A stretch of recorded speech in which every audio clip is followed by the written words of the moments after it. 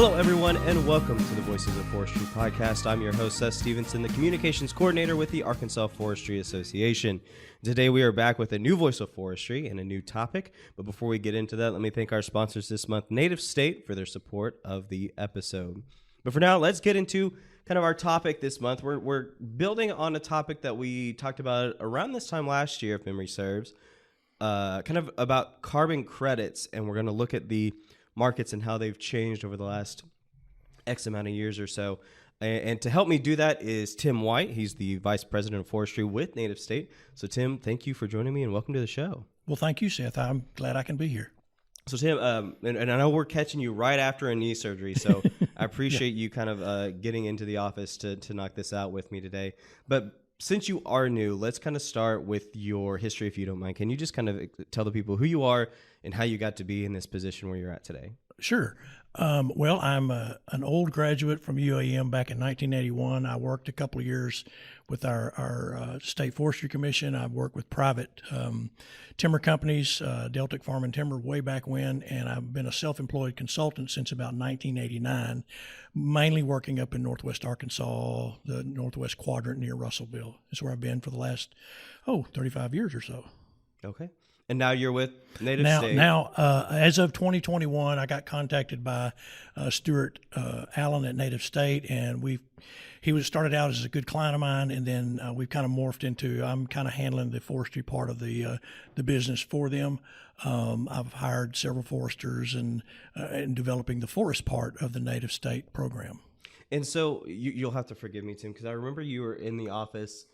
Oh goodness, I think it was for like a tree farm thing. That's when we were all digital at that point. Yes. And were you working in carbon at that time, or what were you doing? Yes, you I were. was. Okay. Mm-hmm. That's what I thought. I just wanted to double check and make sure my memory I've been wasn't doing failing. this. We got together in about February of 2021 as NativState was beginning to get formed.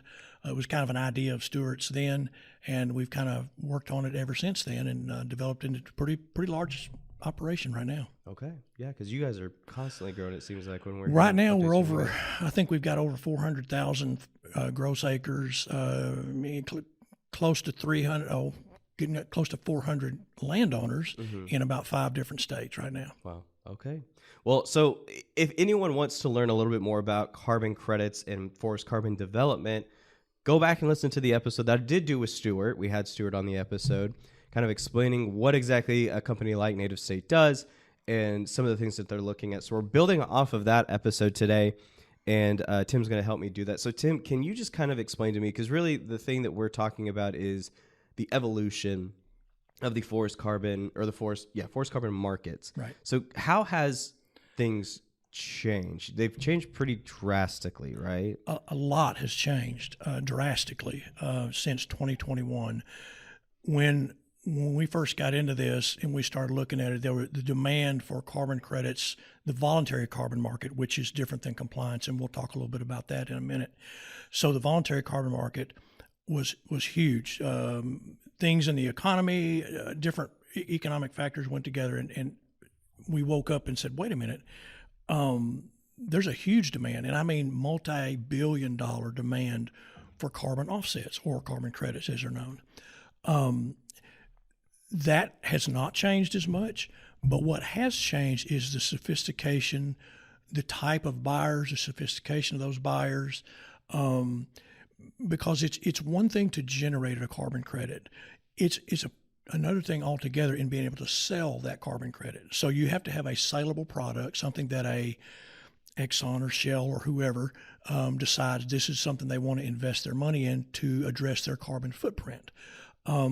So the types of buyers have changed, their level of sophistication has changed, and the amount of due diligence that they put us and others through before they purchase those, because they're going to spend several $100 million in a carbon offset program. And another thing that I've noticed has changed is this is not the only solution that these companies are looking for. For example, a lot of people say, oh, well, they're just going to buy offsets and continue to pollute. Well, not typically. The companies that we've been dealing with over the past several years, this is one piece of an overall strategy that they have to address their overall. I mean, these companies are multinational. They work all over the world, and they have several different pieces to their strategy of offsets and or offsetting their carbon footprint. Carbon credits is usually the last thing or one of the near last things that they do because it does involve expenditure of money. They change their manufacturing processes, they change their emission equipment, they change a lot of their hardware so that they can address that carbon footprint. But then in the end, there will be some that they just really can't do any other way but to buy offsets through. And that's where a company like NativState and others out there come into play. And these buyers are they're becoming very educated in the various methodologies because the methodology that's used to develop that carbon credit really matters. There's the American Carbon Registry methodology, there's Verra's methodology, there's several out there, but that is basically the framework or get what gives credence and credibility to that credit. Once you get through that methodology and it is verified by the third-party verification company, these companies then start digging in and saying, well, where is this land and who are these landowners and how do we know this is real and all these calculations you made, how do we, so they do their own due diligence on top of that. So that's a lot has changed. We didn't foresee that back in 2021. So you mentioned that there's been a lot of, or change in the, I guess, types of buyers out there. Can we just talk a little bit about what exactly are we talking about? What types of buyers are there in these types of markets? So there's typically, it's pretty simple. They're small, medium, and large. Okay. The large buyers are large multinational companies that are signing multiple year offtake agreements where they agree to buy carbon credits on a year by year basis because they know their need is great. They need, several 100 million credits. They're the large folks out there. And that's a lot, in a lot of cases, it's oil companies, transportation companies, large manufacturers. Those folks, and they come with the most, they actually hire third-party folks to come do due diligence on us, but they're the big ones. They're after a lot of credits over a long period of time. And they're able to negotiate a little bit with us based on the amount they need because of their high demand. The medium size is a medium-sized company. It's not Microsoft, it's not Google or whoever. It's a medium-sized company that wants to do their own offset program, but they don't have the staff or maybe the capital involved. So they'll go to a carbon credit distributor it's called Patch or Cloverly. They're out there on the web. You can find them. And Patch and Cloverly, they will do some of that due diligence. They'll look into that carbon program and they'll say, okay, who are these people? What's their program about? What methodology are they using? Are they legit? All the stuff that they will do on behalf of that medium-sized company. And then thirdly, there's the small guys. We've actually sold, I didn't realize you could do this, but you can actually buy less than one credit. We had somebody jump on to the American Carbon Registry and want to buy less. It was some point something of a credit, which they were able to buy, evidently. So there's the smaller operators that just don't have a big need, and it's not very often, so they can jump on and buy a few credits here, a few credits there. Okay, we may or may not even know who those people are. They just happen. It's just a transactional deal. But those are the three categories of buyers, and they all have their various levels of due diligence that they want us to do. So, but before because I want to talk about that due diligence for a second here in a little bit, but. With your experience at NativState or just your experience in general, where are you seeing the majority? Are the majority of those buyers the larger companies, or where do they kind of fall in those three categories? Right now, the majority are larger companies, because here's why. They have realized we are very fortunate in Arkansas and in primarily the South. Our small landowners, that is our strength, I would say. NativState's program is built around aggregating or consolidating small landowners, where some of the other carbon programs may just deal with one landowner with 200,000 acres. We'll deal with 200 landowners with 1,000 acres. So that is what's appealing to these large buyers. They want to know what else besides carbon credits can be developed from this program. For example, what's the economic impact of this carbon program on that state or this region? What are some of the, we call them co-benefits in the carbon business, and it's a general category, but basically stuff like biodiversity. How does this project affect, or how does this carbon project measure biodiversity, water quality, like I said, economic opportunities, community engagement? What is done? What is this carbon company doing to involve stakeholders, be they local people, be they indigenous people, be they whoever, in this carbon program, and what effect is that going to have as a result of this carbon program being in place? But yeah, they are mostly the large buyers. And so those co-benefits they're talking about benefiting those large buyers and the landowners. Is that kind of the well, yes. So landowners, the beauty of this is the landowners have the land, and we aggregate all the land, and we look at it at really a couple levels. Number one is the landowner level. John Doe's 200 acres or 2,000 acres or whatever it is. But then we look at it at a project level, and let's look at this project that happens to be in the Gulf Coastal Plain, let's say, and it's 25,000 acres. Well, what things can we do to affect water quality? Well, first things first, we enroll them in the tree farm system, which means they're automatically going to follow the state BMPs. Great. Okay, so there's one good impact. But let's take it a little bit further.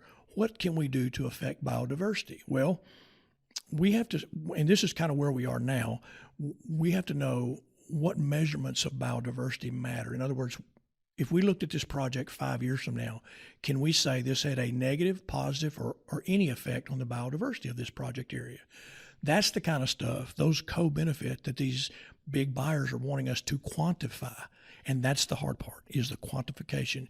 I can say, oh, it's going to benefit the community because we're going to be paying all these dollars to these landowners in carbon credit revenue. Well, how do we quantify that? What was it like before, and what's it like after? So that's where we are. We've actually making some good progress on myself and Kevin Wood, our wildlife biologist, are kind of in the biodiversity part. We're trying to say, well, what matters? I mean, let's look at does neotropical migrant birds, does that matter? Now, if you went to a landowner, let's say in Fordyce, and started talking about neotropical migrant birds, he'd probably look at you funny. But if I can say to him, you know what, you have, let's say you have, just to pick something out of the air, a red cockaded woodpecker, which is threatened or endangered. And that is going to yield, us managing in this carbon program is going to yield an attraction to a buyer that's going to go, oh yeah, I'm interested in that. I want to know what you guys are doing, and we can show them, okay, here's how we manage for that particular species or that particular habitat type or that particular, and it goes to stuff like cultural resources. We work a lot up and down the Ouachita River. Well, there's a lot of indigenous people's mounds and area burial grounds and all that type of stuff that's there that landowners may or may not know about. Well, it's our job to find them, and it's our job to manage appropriately around them, but to help that landowner go, wow, I never knew. Okay, this makes that credit more valuable. It makes that credit more attractive to a large buyer like this. So you can see it's a lot more than just carbon credits. I mean, that's the beginning, and it's actually, I wouldn't have said this 2 years ago. It's actually pretty easy just to develop carbon credits. I mean, really, it is. But having a high value, and that's what we're talking about, high value carbon credit that's attractive to a large institutional, if you will, buyer that we can justify and we can substantiate. This is what's going to go on in this project. For example, we could say right now, one of the benefits or co-benefits of NativState program in Arkansas. Well, I think we add a couple 100,000 acres to the tree farm program. Well, that's probably a pretty good thing. I think that's going to have an overall impact on forest management in the state of Arkansas, and we're just getting started. So those are the kind of things we want to try to monitor, measure, and make a point of to these buyers. Okay. All right. Well, Tim, I'll tell you what, we're going to take a quick break real quick. Okay. We're going to hear a little bit more from NativState. So we're going to kick it over to them and thank them for their support of the show.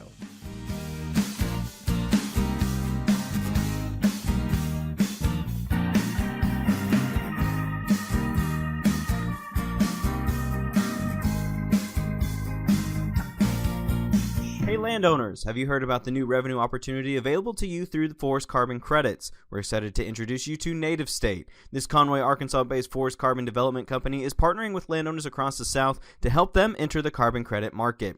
NativState partners with landowners of all sizes, including folks involved in the timber industry. If you have more than 50 acres of forested land, forest carbon credits could be a significant new revenue source for you. Visit NativState.com to learn how NativState can help you earn revenue on your land, improve your forest management, boost your forest overall forest health, and improve the biodiversity on your land. That's NativState.com.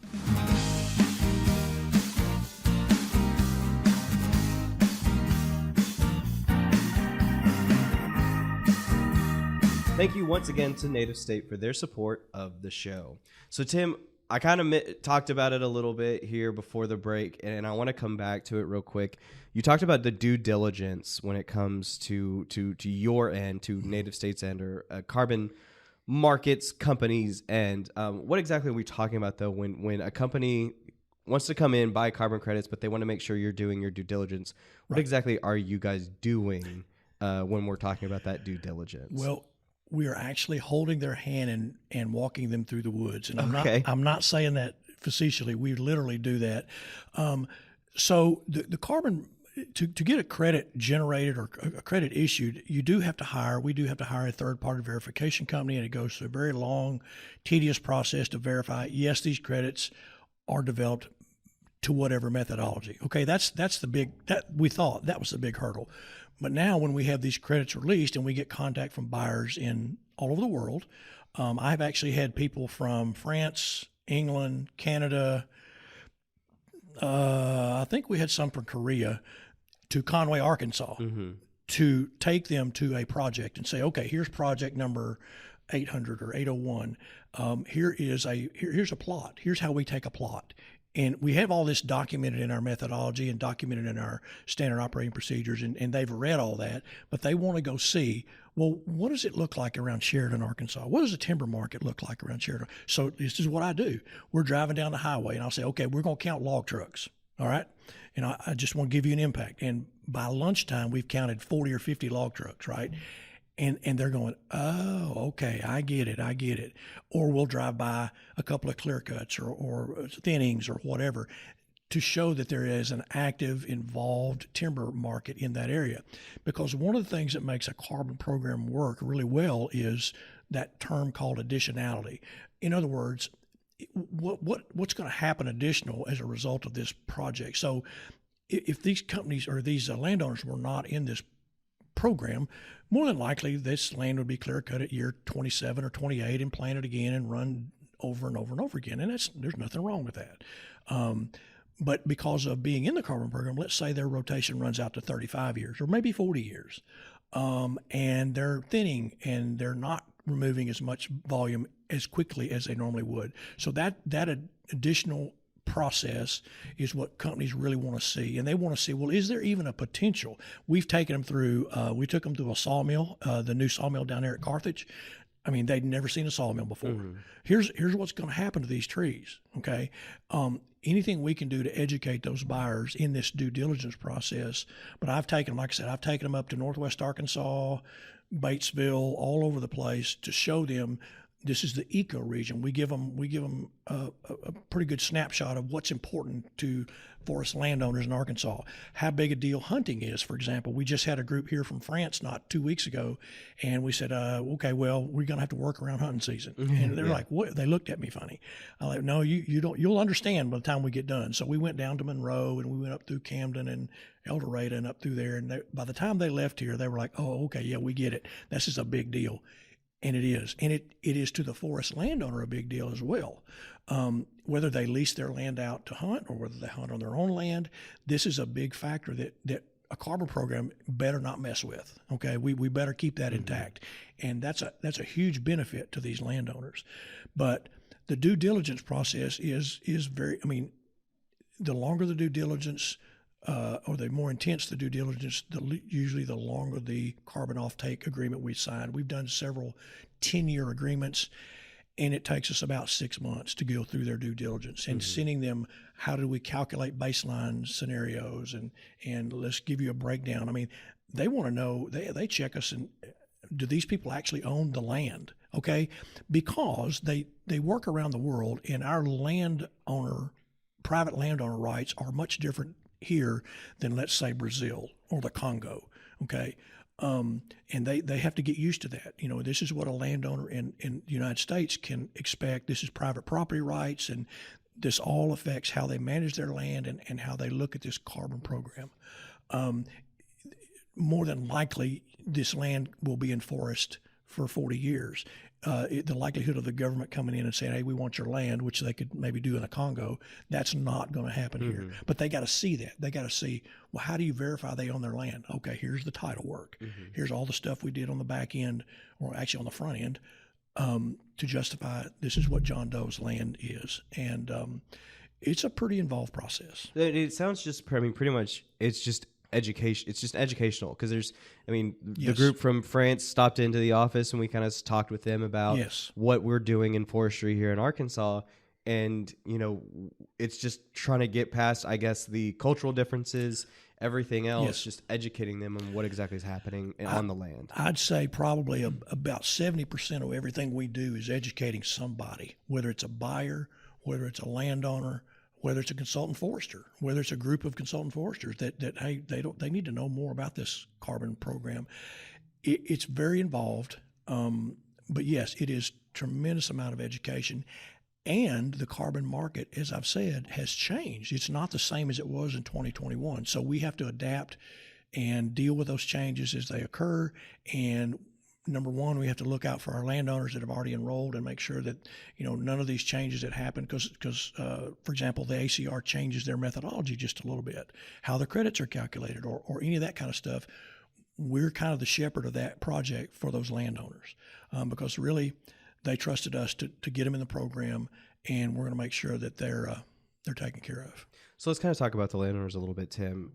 How have they, the ones that I guess are currently in the program, how have they benefited from the evolution? Or I guess, there's a chance that they've not benefited, but how have things changed for the landowner as the markets continue to evolve? Well, I hope some of them have benefited financially, because we have had credits issued and we have sold credits. So some of them have benefited financially. And by the time this podcast is released, I hope we'll probably have another project that's got credits released and sold. And so there's always the financial benefit.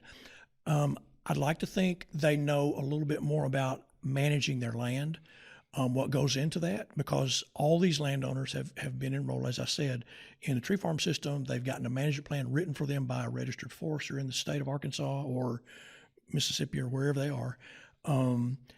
And so they are a little more conscious about, oh, okay, this is, who would have thought about bat habitat?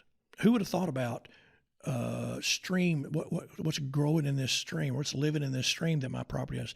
I'd like to think they've gotten a little bit better education about what's involved in that and the value that presents, not just to the landowner, but to potential carbon buyers and that type of thing. So a lot of education. Ultimately, we want them to benefit financially. We want them to be good stewards of the land. We want them to make money that they can turn right around and put right back into that land to manage to best suit their goals in how they manage their land. But we've done several educational events. We've done, I speak a lot of different places. We have folks that speak in different landowner groups and organizations, trying to educate them. And I will say, carbon programs are not for everyone, and that may be the best thing we could educate you on. Is it's not for you. This is not a one-size-fits-all panacea for everybody. The timber industry is thriving and growing, hopefully even more and more as the years go on. That's great. That's what makes this work. I own timberland. I cut trees, and that's always going to be the case. But sometimes we have to bring them to the realization that, based on their goals for their land, this probably is not the best fit for them, and that's fine. Okay. Well, and now I'm going to ask you to predict the proverbial weather here a little bit, Tim, but where do you see, I guess, these markets going in the next 5 years, or is there maybe more wishful thinking? Where would you like to see these markets go over the next 5 years? Well, I get this question a lot. actually, and it's based on the past 4 or 5 years, and looking at going forward. I can see, here's just my opinion, but the price for a carbon credit is going to go up. Now, the separation between quality credits and not so quality credits. In other words, the program was built, and yes, they followed a methodology, but they didn't do any work on co-benefits or any of the other things. And yeah, those are low dollar credits. That separation is going to get wider. It's going to get wider. You're going to see, just like you do in most markets, you're going to see you got the Cadillacs and the Kias. I mean, there's all sorts. I mean, from one end to the other. So you're going to see more high-end credits developed, a lot more money invested there. But you're also going to see a lot of people that says, "Hey, I've got credits. If that's all you need, here you can buy these and you'll be done." So I think that's going to go. I think the credit price actually will go up accordingly to that. All the credit price, all the voluntary market credit sales are private with the ACR, the American Carbon Registry. I've seen them double in the price we're getting now from what we were getting in 2010, years, right? 2021, 2022, where the prices were then, they're twice as much as they are now. Wishful thinking, I'd love to see them double again. I don't know that that's the case. If you read, depending upon what publications you read, that could be substantiated. There's justification for higher price, but not just for every credit. It's going to be for those higher quality credits. That's where the higher price is going to come. So it's kind of a quantity over quality type thing. Okay. Now, I should have asked this question probably higher up in the episode, and I may edit it in, but what are some of the factors, Tim, that kind of affect these carbon markets? What are some of the things that are causing this evolution in the carbon markets? Is it anything that you can point to, or is it just kind of happening? It's a lot of different things. I think initially, when I say initially, 2020, 2019, companies, and when I say companies, large multinational companies, realized that they need to do something voluntarily to address their carbon footprint for whatever reason. Some of them, I know in one company we've been dealing with, they got a new CEO in 2015, and by 2016 or 17, he said, "This is what we're going to do." Okay. Then you also had large investment outfits like BlackRock and Larry Fink, who runs that investment group. He handles $13 billion worth of investment capital. He comes out and he says, "Okay, we're not investing in any company," and I'm paraphrasing here, "we're not investing in any company that's not going to address their carbon footprint, period." That got a lot of people's attention, especially a lot of the oil sector. That got their attention. And so rather than sit around and go, "Well, yeah, we probably should do something, but let's let the government figure it out," that's not what took place. They took it upon themselves to look at their overall carbon footprint and go, "Okay, what does this look like? What can we do to change our processes? What can we do to buy offsets?" There's other types of offsets. I mean, it's not just carbon offsets. So they started putting together overall strategies for these large companies to say, "Yeah, we probably need to do this," because if point of fact, if they didn't, the government probably would come in and say, "Hey, no, you're going to do this." So they're maybe trying to be a little bit preemptive. But that is what is driven, and it is it's the investor. Think of the typical investor now, just in your 401k or whatever. Your investor now as opposed to 20 years ago. When I was 40, I didn't even know what carbon was. I guess I didn't care since I didn't know. Now you have more educated. The younger folks, as I'll call them, the 40-year-olds, they're more educated about where they're putting their money. Well, I don't want to invest in a company that's going to turn around and, denude the rainforest of Brazil. Okay, I don't want to do that.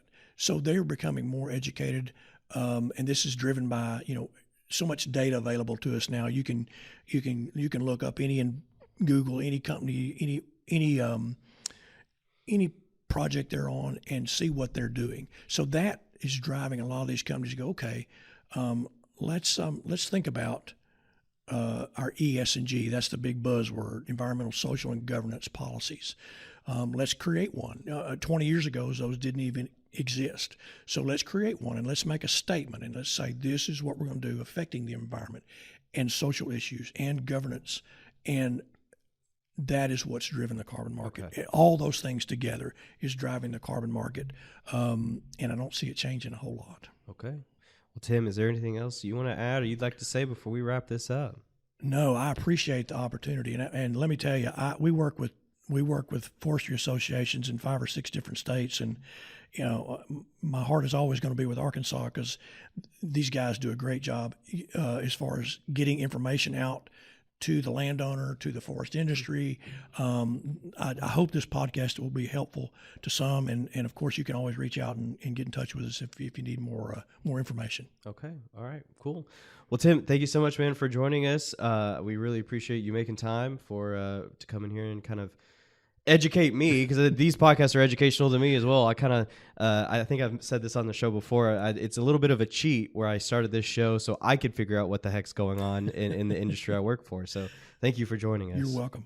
All right. We want to thank you guys for joining us as well. As always, you can find more information about the Arkansas Forestry Association at arkforest.org. That's ARKFORESTS.org. And we want to make sure we give a special shout out and thank you to some guy named Rob McCormick for the use of our theme song, The Same Love. That's off of his album, The Folkster. You can find more of his music on Spotify. And as always, we've got a link to his website where you can find his music and shows that he's playing. That's going to be in the description of this episode. And we want to thank NativState one more time for their continued support of the show. So make sure you join us next month when we'll have a new topic, a new discussion, and a new Voice of Forestry.